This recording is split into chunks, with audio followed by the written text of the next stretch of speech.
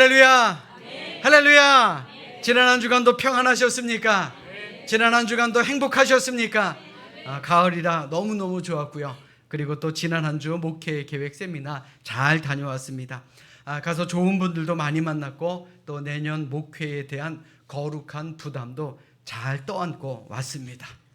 이제는 우리 모두가 함께 거룩한 부담을 이루어 가야 될 때인 것 같습니다. 좋은 교회는요, 담임 목사가 없어도 잘 굴러가는 교회라 그럽니다. 우리 교회가 좋은 교회 같아서 너무너무 좋았습니다. 제가 전사님에게 별일 없나요? 라고 전화하면 네, 별일 없습니다. 그 한마디로 끝이더라고요. 우리 교회 좋은 교회입니다. 아멘.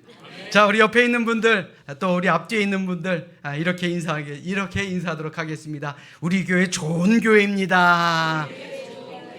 자, 다시 한번 인사하겠습니다. 예배에 최선을 다합시다.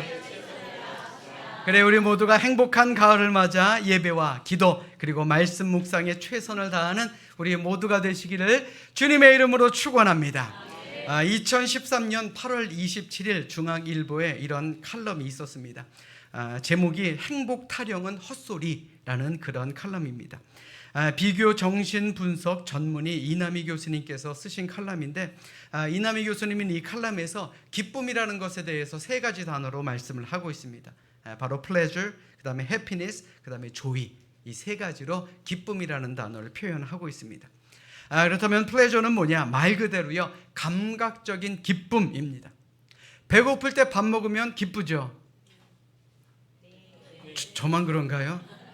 맞습니다. 이게 바로 감각적인 기쁨이라는 것입니다. 배가 부를 때의 기쁨, 모든 게 이루어졌을 때의 기쁨. 그런데 이런 기쁨은요, 머지않아 한계에 이르게 됩니다. 밥 먹었다고 평생 밥 안 먹나요? 아니죠. 다음 때가 되면 배가 또 고픈 것이 사실입니다. 그리고 두 번째로 해피니스라는 것은 정신적, 심리적인 기쁨을 말합니다. 그러니까 편안한 상태에서 느끼는 그런 기쁨 말입니다. 그런데 이 기쁨은요, 좋지 못한 일, 염려스러운 일, 스트레스와 같은 상황이 닥치면 이 기쁨은 여지없이 깨지는 그런 기쁨을 바로 해피니스라고 이야기합니다. 그리고 마지막으로 조이라는 것이 있습니다. 이 조이라고 하는 것은 변함없는 즐거움을 말합니다. 한마디로 이러한 기쁨은 내 안에서 찾는 기쁨입니다.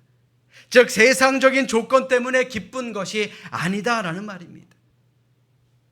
세상 속에서의 기쁨의 조건을 찾는 것이 아니라, 비록 내가 없어도, 내가 부족해도 내 안에 기쁨이 있다라고 한다면 그것은 참된 기쁨, 즉 조이라고 이야기를 하고 있는 것입니다. 자, 우리 한번 생각해 봅시다. 우리는 하나님의 자녀입니다. 믿으시면 아멘. 예수 믿고 구원받았습니다. 믿으시면 아멘. 자, 영원한 생명이 누구의 것입니까? 바로 내 것입니다. 그러니 우리는 기쁨, 이러한 진정한 기쁨을 느낄 수가 있고, 이것을 누리는 것이 바로 조이의 기쁨을 누리는 사람의 모습이다라는 것입니다. 자, 여러분들에게 다시 묻겠습니다. 여러분들은 기쁘십니까? 기쁘십니까? 자, 왜 기쁘십니까? 우리가 하나님의 자녀이기 때문에 기뻐해야 됩니다.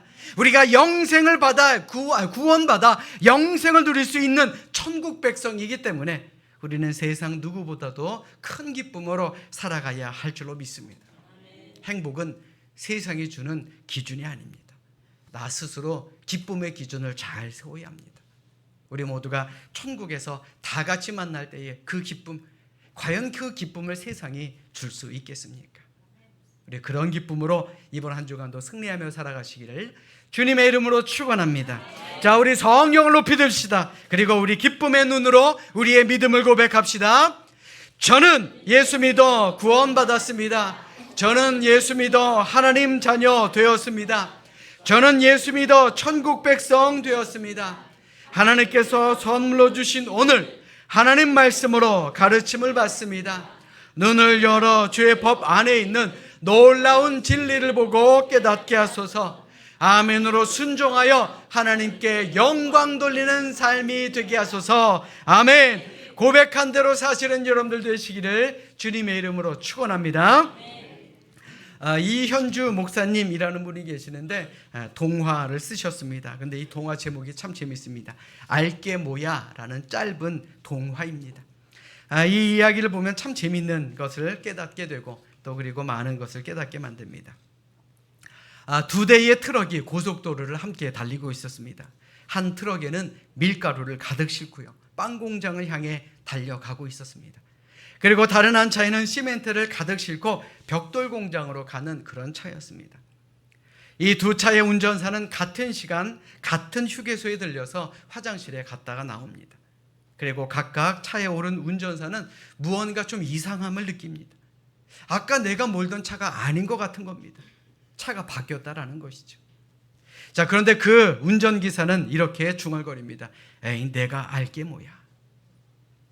밀가루를 실은 트럭은 빵 공장이 아닌 벽돌 공장으로 들어갔고요, 시멘트를 실은 트럭은 벽돌 공장이 아닌 빵 공장으로 들어가게 됩니다. 벽돌을 만드는 사람은 밀가루를 물에 풀면서 벽돌을 찍으며 이렇게 중얼거립니다.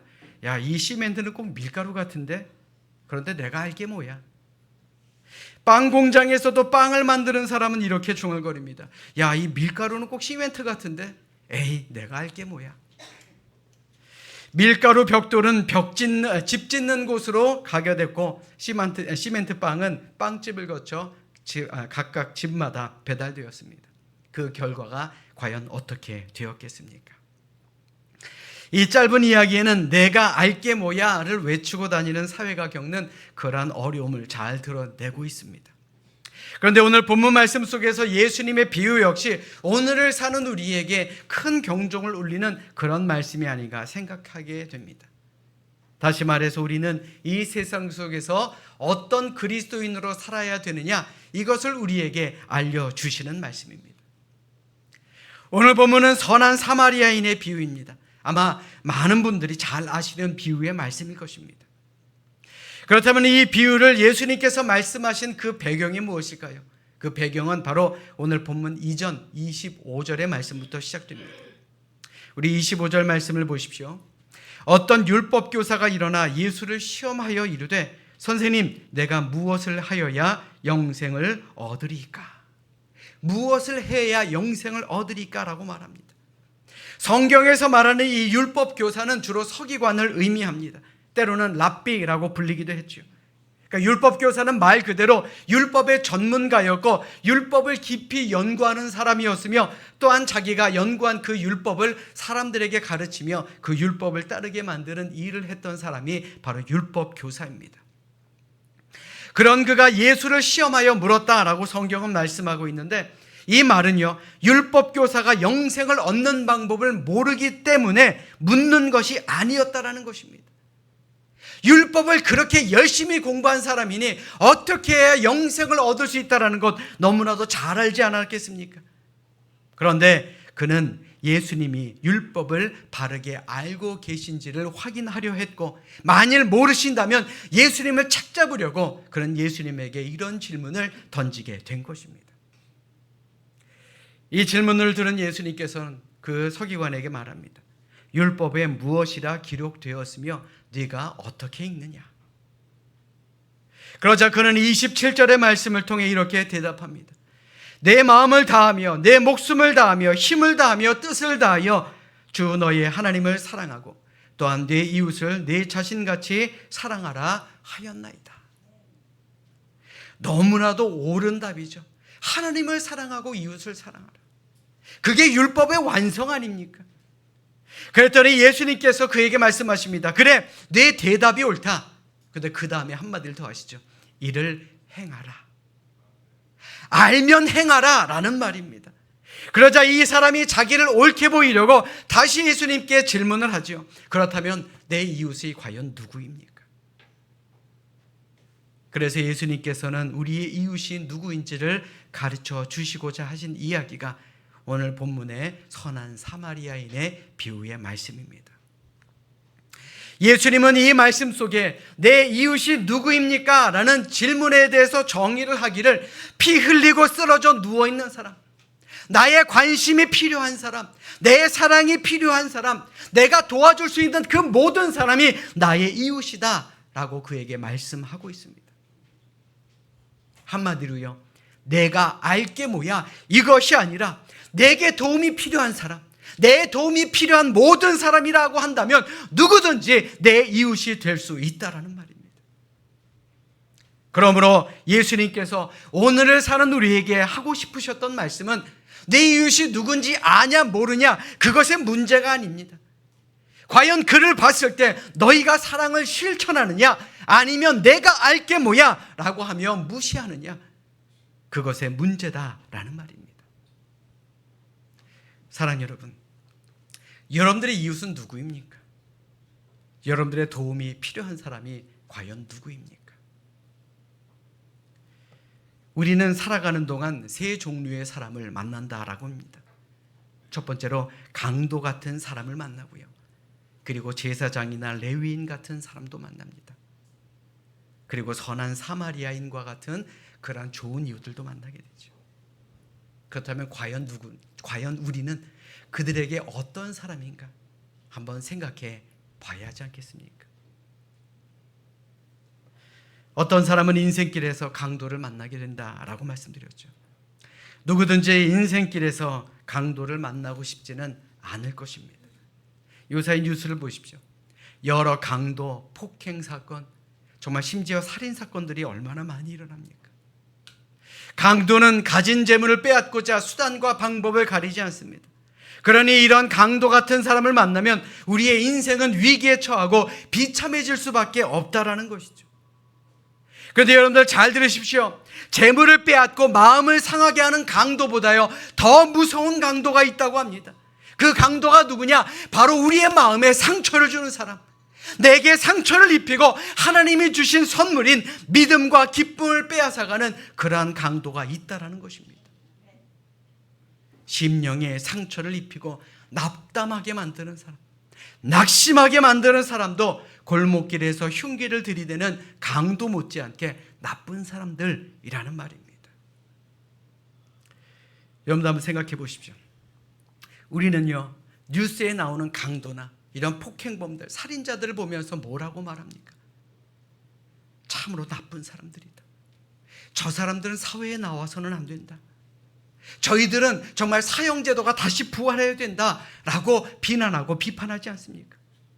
그런데 우리와 우리의 모든 삶 속에서 나는 남에게 상처를 준 일이 없다라고 확신할 수 있는 사람이 과연 어디에 있겠습니까?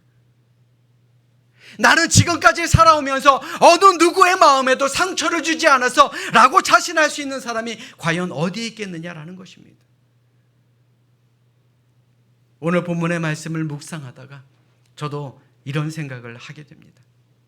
혹시 나도 강도처럼 여기는 사람은 없을까? 내 말 한마디에 내 이웃과 내 가족과 또한 내 성도들이 상처를 받았다면 이 강도가 내가 될 수도 있겠구나, 그런 생각을 하게 됩니다. 어떤 사람은 남들에게는 아주 법 없이도 잘 사는 사람 같지만 자기의 아내와 남편, 가족들에게 심각한 상처를 입히기도 합니다. 자녀들에게 상처를 주기도 하고 또한 부모님에게 큰 상처를 입히게 만들기도 하죠. 심지어 가족 공동체인 우리 한 교회 안에서 상처를 입히는 그런 일들도 참으로 많습니다. 저도 목회를 하다 보면 마음의 상처를 받을 때가 참 많습니다. 그런데 다른 것 때문에 받는 게 아니더라고요. 몇몇 분들께서 이건 이래서 불만이고 저건 저래서 불만이고, 목사님 이러시면 안 되는 것 같습니다. 목사님 이렇게 하시는 게 어떻겠습니까? 물론 이분들이 나빠서 그러는 거 잘 알고 있습니다.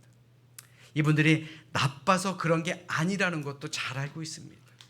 다 저를 생각해서 하시는 말씀이겠죠. 그런데 저도요 사람인지라 때로는 이런 말들로 인해서 마음이 흔들리고 상처를 입을 때가 있다라는 겁니다. 그러므로 사랑하는 여러분, 우리가 인생을 살아가면서 단 한 사람도 실족시키지 않으며 살기는 어려울 것입니다. 그러나 많은 사람들에게 해를 입히는 강도가 되어서는 안 될 줄로 압니다. 내 말 한마디에, 내 말 하나에 내 이웃이, 내 가족이 눈물을 흘리며 불행한 인생을 살아가고 있다라고 한다면 우리 다시 한번 우리의 삶을 돌이켜 생각해 봐야 하지 않겠습니까? 나의 이기적이고 교만한 행동 때문에 내 주변에 있는 사람들이 죽어가고 있음을 깨달아야 합니다. 미움과 원망, 증오와 시기심을 품고 살면요, 우리의 말 한마디가 아무 생각도 없이 한 그 행동 하나가 시퍼런 칼이 되어서 사람들을 찌르고 죽음으로 몰고 간다는 것, 우리는 다시 한번 기억해야 할 줄로 믿습니다. 여러분들은 과연 어떤 이웃입니까? 이 시간 진정으로 바라기는 이 시간 이 자리 이후로 강도의 편에 서는 그런 일들이 없는 여러분들 모두의 삶이 되시기를 주님의 이름으로 간절히 축원합니다. 또한 어떤 사람은 인생의 길에서 무관심의 대접을 받기도 하죠. 오늘 본문의 말씀에 보면 참 재미있는 직업군이 등장합니다. 예수님의 말씀 중 31절로 32절의 말씀 보십시오. 마침 한 제사장이 그 길로 내려가다가 그를 보고 피하여 지나가고, 또 이와 같이 한 레위인도 그곳에 이르러 그를 보고 피하여 지나갔다라고 예수님은 말씀하십니다. 예수님은 오늘 본문을 통해서 잘못된 모델로 두 사람을 말씀하고 있습니다. 한 사람은 제사장이고요, 다른 한 사람은 레위인입니다. 이들 모두는 성전에서 일하는 사람, 소위 성직자들이라고 표현할 수가 있습니다. 이들은 하나님과 하나님의 백성들을 위해서 일하는 사람입니다. 남을 위해서 헌신해야 되고 봉사해야 되는 그런 전형적인 모델이라고 말씀드릴 수 있습니다. 자, 그렇다면요, 이웃의 고통에 더 민감해야 되는 것 아닙니까? 이웃의 아픔에 더 민감해야 되는 것 아닙니까? 근데 저들이 과연 왜 그랬을까요? 예수님께서 지적하시고자 하셨던 것은 과연 무엇일까요? 구약 성경에 그 단서를 찾을 수 있습니다. 레위기 21장을 말씀해 보시면 제사장과 레위인들, 곧 성직자들이 성전 임무를 잘 수행하려면 반드시 지켜야 할 규정을 자세하게 말씀하고 있습니다. 그 대표적인 것이 자기 자신을 부정하게 만들지 말라는 것입니다. 레위기 21장 4절과 11절의 말씀 보십시오. 제사장은 그의 백성의 어른인즉 자신을 더럽혀 속되게 하지 말지니라. 11절의 말씀에 보시면 어떤 시체든지 가까이 하지 말지니 그의 부모로 말미암아서도 더러워지게 하지 말며 라고 말씀합니다. 여러분들 잘 생각해 보십시오. 이들은 성직자입니다. 그들이 강도 만난 일을 피한 것은 율법의 시체를 가까이 하거나 만지면 부정하게 되기 때문에 그렇습니다. 성직자의 역할을 감당할 수가 없기 때문에 그렇습니다. 피를 묻은 몸도 접촉을 금하고 있지요. 이런 말씀에 비추어 보면 오늘 본문의 제사장과 레위인은 이런 상황 속에서 어떻게 대처해야 되는지 철저하게 훈련을 받은 사람이다 라고 우리는 알 수 있어야 한다는 겁니다. 그러니까 덮어놓고 이 두 사람은 나쁜 사람, 그렇게 생각해서는 안 된다는 것입니다. 오늘 본문의 이 두 사람은 자신을 부정하게 만들지 말라는 하나님의 그 말씀, 그 율법대로 훈련을 받아 행한 사람이다라는 것입니다. 아마 이 두 사람 말고 다른 제사장 혹은 다른 레위인이 지나갔어도 다 그렇게 했을 것이다 라는 말씀입니다. 사실 저도 이해가 됩니다. 우리가 오늘 말씀 속에 조심하게 접근해야 되는 부분이 바로 이 점입니다. 가끔 새벽 기도회를 인도하기 위해서 운전을 하다 보면 이런 생각을 할 때가 있습니다. 야, 만약에 내가 이렇게 새벽에 운전하다가 사고라도 나면 어떻게 해야 되지? 혹은 사고를 당한 사람을 보면 어떻게 해야 되나? 아니면 주일에 제가 예배를 인도하려고 운전을 하고 오다가 길에서 사고를 당한 사람을 보면 과연 내가 어떻게 해야 되지? 혹은 피 흘리고 쓰러진 사람을 만나면 내가 어떻게 해야 되지? 여러분들이라면 어떻게 하시겠습니까? 나 지금 예배 인도하러 가야 되는데, 우리 교인들이 나를 기다리고 있는데, 내가 나타나지 않으면 오늘 예배 망칠 텐데, 아이 내가 아니어도 도와주는 사람이 있겠지 라며 지나치지는 않겠습니까? 아무리 생각해봐도요, 자신 있게 예배를 포기하고 다친 사람을 병원에다 데려다 준다라고 생각하기는 어려울 것 같습니다. 목회자인 저도 마찬가지입니다. 그러나 우리가 조심해야 되는 부분은 오늘 본문의 제사장과 레위인을 향해서 그저 이기적이고 나쁜 무책임한 사람이다 라고 정죄해서는 안 된다는 겁니다. 왜요? 오늘 우리도 대부분의 이웃의 상처와 위기에 무관심의 모습을 보일 때가 참으로 많기 때문에 그렇습니다. 여러분 한번 생각해 보십시오. 과연 그 옛날 예수님께서 말씀하신 제사장과 레위인의 그 모습이 오늘을 사는 나와 전혀 다른 모습이다라고 생각할 수가 있겠느냐라는 것입니다. 사랑하는 여러분, 우리가 이기적이며 무관심한 삶의 태도를 나타내는 동안 우리의 수많은 이웃들은 힘겨워하고 죽어가고 있다는 사실, 우리는 이것을 기억해야 할 줄로 믿습니다. 사랑의 반대말이 무엇입니까? 미움이 아닙니다. 바로 무관심입니다. 무관심은 강도와 같이 이웃을 죽음으로 내모는 무서운 사단의 도구입니다. 그러므로 이 시간 진정으로 바라기는 여러분들 안에 있는 무관심, 용기 있게 던져버릴 수 있는 우리 믿음의 사람들 되시기를 주님의 이름으로 간절히 축원합니다. 그렇다고 오지랖부리라는 얘기 아닙니다. 괜히 쓸데없는 것에 우리의 관심을 두지 마시고 이웃의 상처와 이웃의 아픔에 관심을 두며 살아가는 우리 모두가 되시기를 주님의 이름으로 간절히 축원합니다. 또 어떤 사람은 인생길에서 좋은 이웃을 만나 목숨을 건지기도 합니다. 우리가 살아가면서 만나는 사람들, 나를 아프게 하는 사람들도 있지만요, 나에게 힘이 되어주는 사람들이 얼마나 많은지 모릅니다. 바로 선한 사마리아인과 같은 사람 말입니다. 오늘 보면 33절의 말씀 보십시오. 어떤 사마리아 사람은 여행하는 중 거기 이르러 그를 보고 불쌍히 여겼다라고 성경은 말씀하고 있습니다. 먼저 눈여겨봐야 할 중요한 단어는요, 그를 보고입니다. 봤다라는 것입니다. 사실 안 볼 수도 있었죠. 아니야, 안 본 척하고 못 본 척할 수도 있었을 것입니다. 그러나 그 사마리아는 그를 보았습니다. 그를 보고 났던 것이 무엇입니까? 그 행동이 더 중요합니다. 불쌍히 여겼다라는 겁니다. 이것이 예수님이 말씀하시는 오늘 본문의 중요한 포인트입니다. 제사장도 그를 보았습니다. 레위인도 그를 보았죠.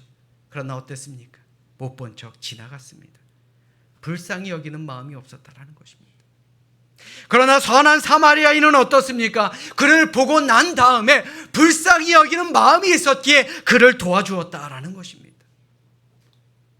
생각해보면 사실 우리도 우리 주변에 어려움을 겪는 이웃들을 보면서 불쌍히 여기지 않는 그런 마음을 가질 때가 얼마나 많습니까? 오히려 잘됐다, 오히려 쌤통이다, 그렇게 생각할 때도 참으로 많습니다. 어려움을 겪는 이웃을 보면서 아이고야, 내 저럴 줄 알았어, 조심하지 않더니 결국 저렇게 되네, 그렇게 혼자 잘난 척하더니 내 한 번 뒤집었을 줄 알았어. 아무 도움이 되지 않는 비난과 책망을 쏟아부을 때가 얼마나 많습니까? 구약 성경에 욥이 고난을 당했을 때 친구들이 했던 반응이 바로 그것 아닙니까? 야, 너에게 무슨 죄가 있어서 이렇게 어려움을 당하는 거겠지. 야, 하나님이 뭔가 뜻이 있으니까 너에게 이런 어려움을 주셨겠지.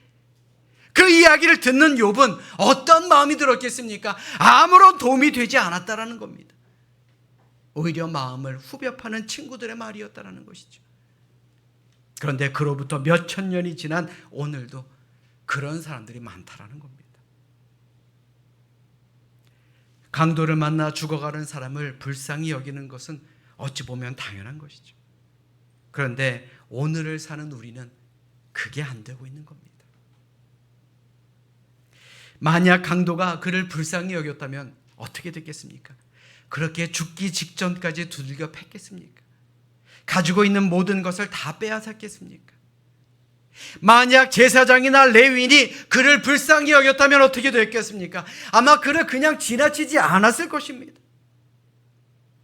그러므로 오늘 사는 우리도 강도 만난 사람, 즉 세상 속에서 힘들어하고 있는 이웃들, 고난과 고통과 어려움을 당하는 그런 이웃을 볼 때마다 우리는 마음속에 불쌍히 여기는 마음이 있어야 한다는 겁니다.